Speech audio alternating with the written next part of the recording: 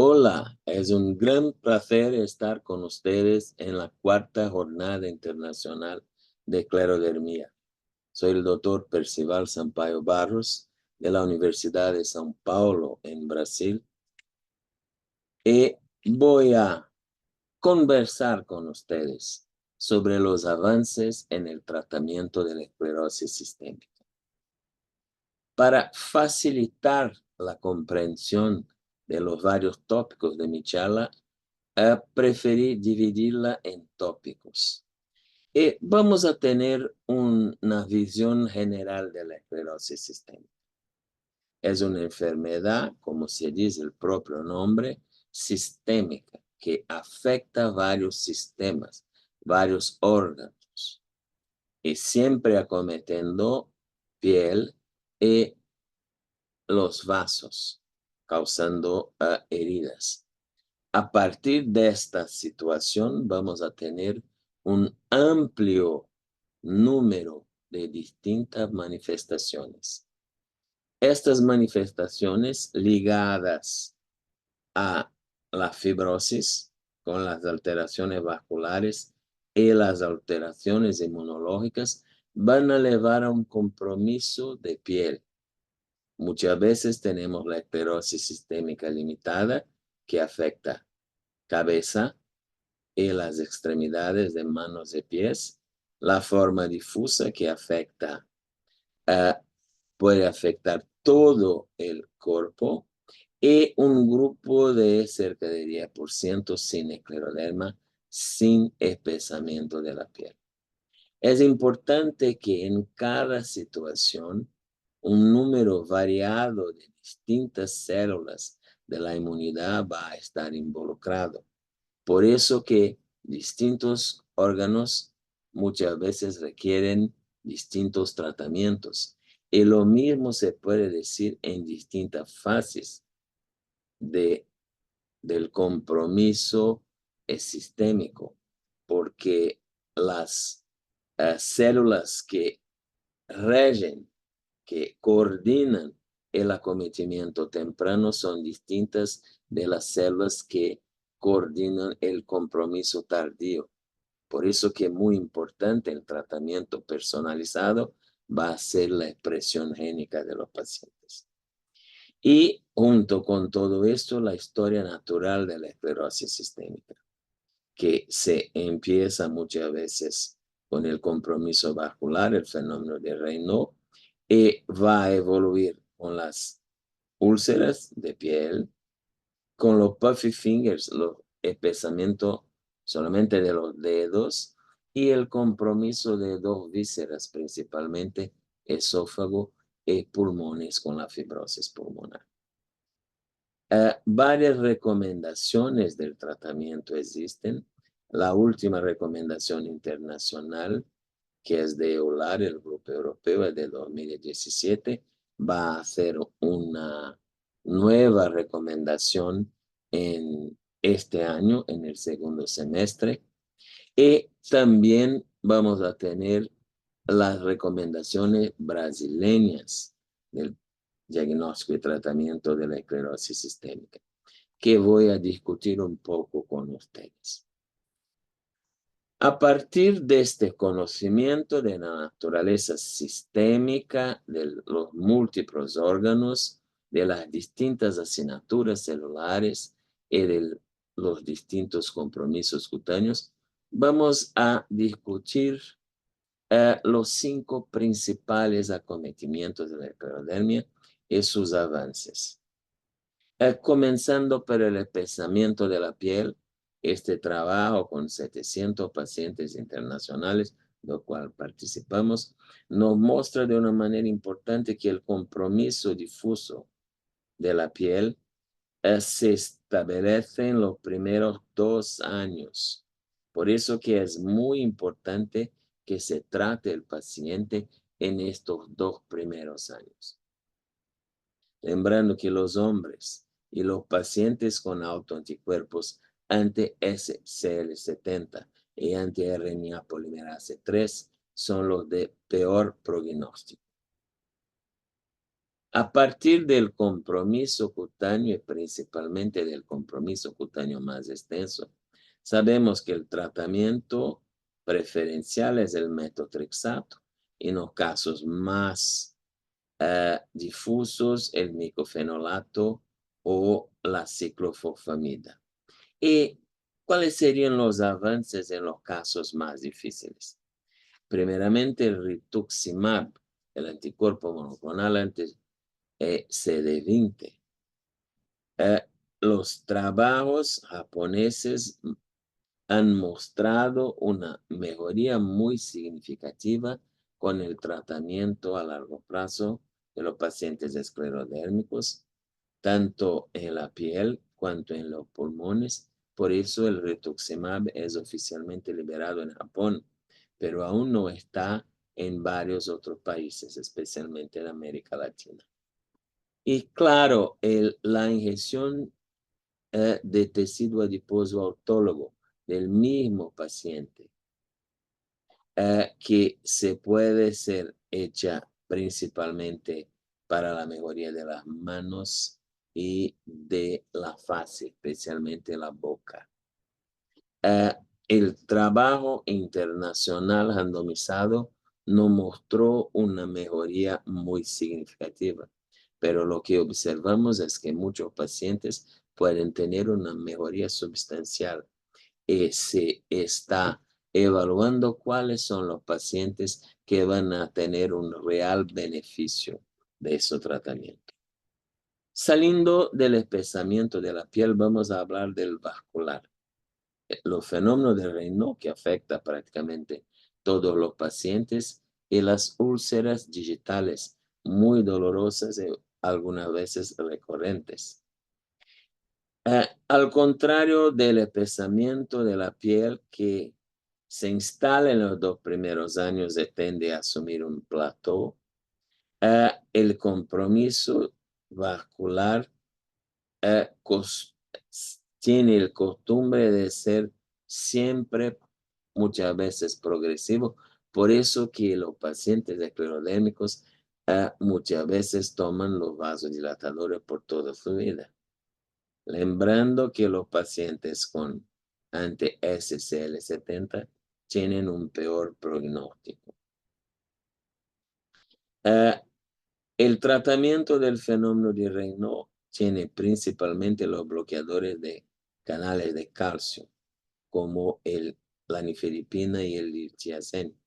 Pero los pacientes más graves que hacen úlceras digitales pueden utilizar el bosentan para la prevención y el sildenafil para la prevención y para la cicatrización. Y los pacientes que no responden bien a la nifedipina, al bosentan y al sildenafil, se puede utilizar el iloprost endovenoso, que infelizmente aún no está disponible regularmente en América Latina, pero puede ser una indicación muy buena en pacientes con heridas muy dolorosas y muy frecuentes en la esclerosis sistémica.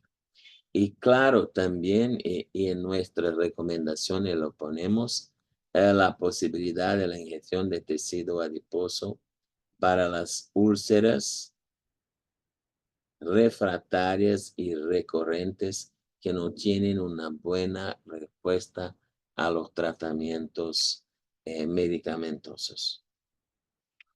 Y lembrando también que la cirugía puede ser realizada, pero cuando tienen heridas recurrentes, pero una circulación aún mantenida, la simpatectomía puede ser realizada, pero cuando la circulación está muy disminuida, no se hace la simpatectomía, pero una cirugía mayor con el injerto vascular. De entre los distintos órganos de los pacientes, el compromiso del tracto digestivo es el más frecuente, en 80 a 90% de los pacientes. Sabemos que los inhibidores de bomba protónica, como el omeprazol, pantoprazol y otros de la familia prazol, y los prokinéticos como la bromoprida, son los más utilizados para el esófago. Y la rotación de antibióticos para los pacientes con la síndrome de supercrecimiento bacteriano. Pero, ¿qué más podemos utilizar? Una nueva medicación que puede servir para los pacientes con mucha esofagitis es la vonoprazana, que fue lanzada en América Latina hace 2 años y puede mejorar para los pacientes que ya están en la dosis más alta y no tienen buena respuesta a los prazois.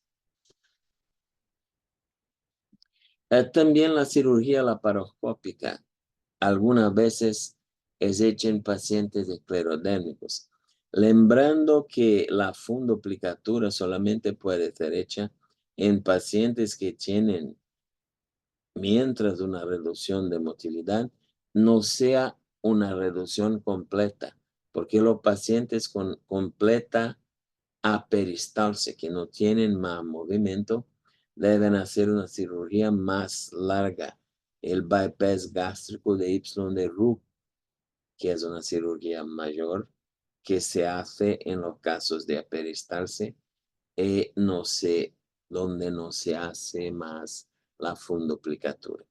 Entonces, cada situación cirúrgica debe tener una indicación muy adecuada.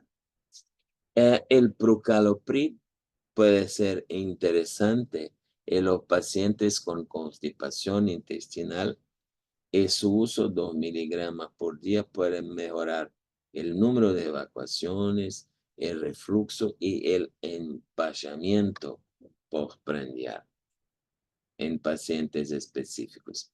Y muchas veces se discute el papel del microbioma, especialmente en el compromiso digestivo. Lo que se puede decir es que cada vez más se evalúa cómo la inflamación y las desórdenes inmunológicas están asociadas a la disbiosis, la mudanza del patrón bacteriano del intestino. Y cada vez más el uso de probióticos puede estar asociado a disturbios específicos. Por eso que en un futuro próximo se va a utilizar probióticos específicos para la flora intestinal de cada paciente. Y ahora vamos para los órganos que más matan los pacientes esclerodérmicos, comenzando por la fibrosis intersticial pulmonar, que afecta aproximadamente 2/3 de los pacientes esclerodérmicos. Lembrando que como la fibrosis de la piel, la fibrosis de los pulmones también se instala y sería un momento importante que se comenzase a tratar en los 2 primeros años, cuando la pérdida de la capacidad vital forzada va se instalando. Lembrando que los hombres, los negros y los pacientes con esclerosis sistémica difusa y con el anticuerpo anti-SCL70 tienen un peor pronóstico. Sabemos que normalmente podemos utilizar el micofenolato o la ciclofosfamida, que están disponibles en la mayoría de los países de América Latina. Pero ¿qué otros tratamientos también se puede utilizar? El rituximab con el anti-CD20, que tiene una respuesta buena para fibrosis de piel y también para fibrosis pulmonar. El tocilizumab, el anticuerpo monoclonal anti-interleuquina 6, que mostró una que mantuvo la capacidad vital forzada en pacientes tratados por 6 meses y fue liberado en Estados Unidos para uso en fibrosis pulmonar de esclerodérmicos. Una gran novedad es los antifibróticos, como el nintedanib, que actúa específicamente disminuyendo la proliferación de las células que van a aumentar la cantidad colágena pulmonar. Mientras mejore la fibrosis pulmonar, es importante saber que infelizmente no causa una mejoría de la fibrosis de la piel. Por eso muchas veces en pacientes con esclerosis sistémica difusa es utilizado junto con un inmunosupresor como el micofenolato. Y el trasplante de médula ósea, de que tanto se habla, no es una modalidad terapéutica para todos los pacientes, y sí para aquellos pacientes que están evoluyendo muy mal de la piel o de los pulmones en la parte de la fibrosis. Y sabemos por los estudios de expresión génica que los pacientes fibroproliferativos tienen una respuesta muy más eficiente que los solamente inflamatorios, que pueden tener una buena respuesta a los inmunosupresores.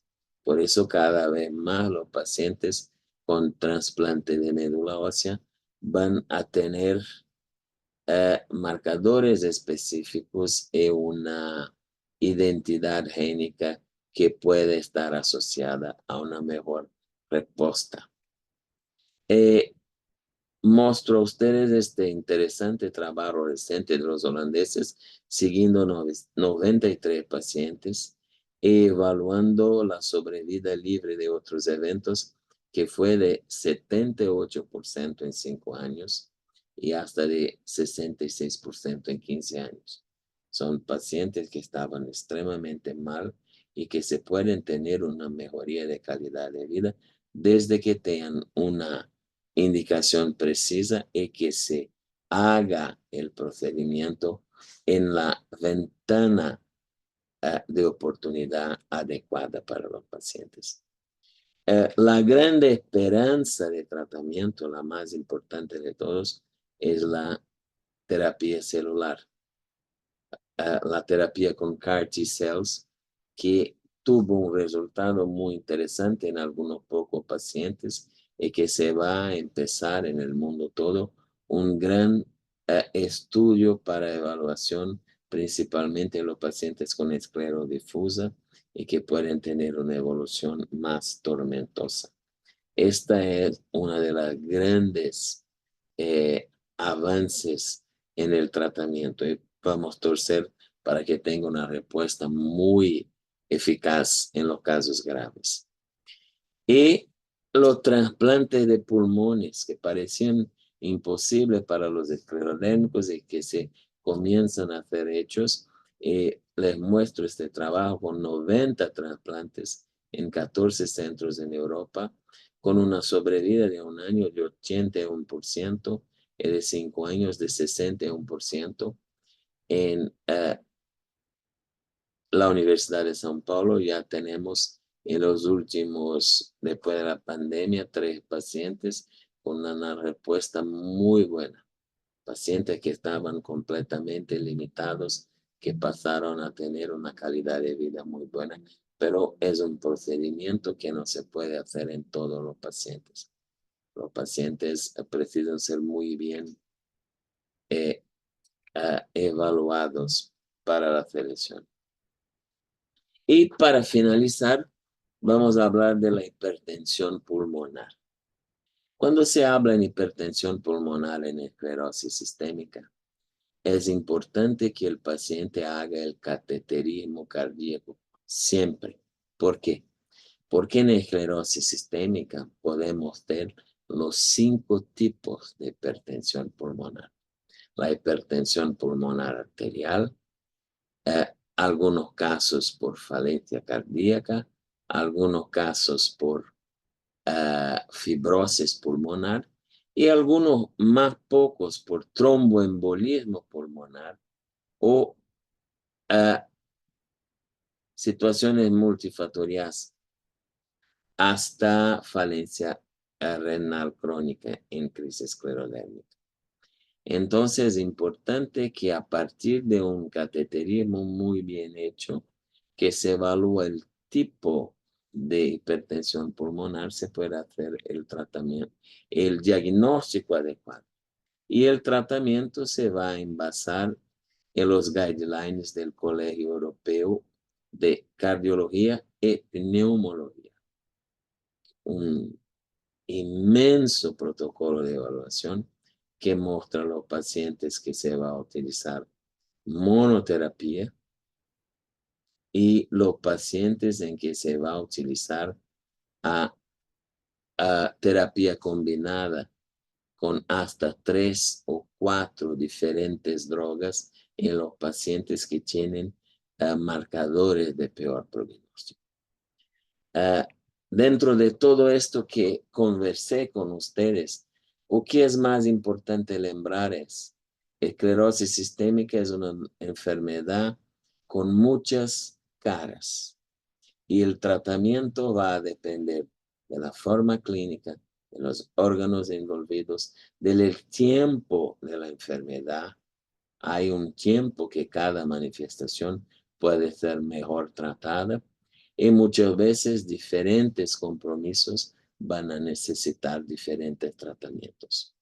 Pero cada vez más, afortunadamente, espero que ahora con el fin de la pandemia se puede estudiar y evaluar cada vez más un tratamiento personalizado para todas las manifestaciones de piel, vascular y sistémicas de los pacientes esclerodémicos.